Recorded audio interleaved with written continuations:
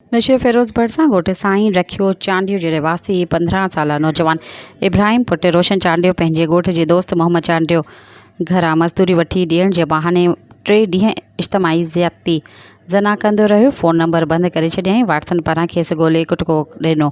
नशे फिरोज़ थाणे ते ॿधी पेश कयो वियो। पुलिस लेटर ॾेई नौजवान खे अस्पताल इलाज लाइ मोकिलियो वियो आहे। छोकिरे जे पीउ रोशन चांडियो मीडिया सां ॻाल्हाईंदे चयो त हुन मूंखे चयो त छोकिरो ॾे कम ते लॻायांसि, 15,000 पघार ॾींदोसांसि। हीउ छोकिरे खे वठी निकितो, नंबर बंदि करे छॾियो। 3 ॾींहंनि खां पोइ जॾहिं छोकिरे असांखे ॿुधायो त मूंखे मज़दूरी कोन वठी ॾिने थो, हीउ 3 ॾींहंनि खां मूंसां ज़ना कंदो रहियो।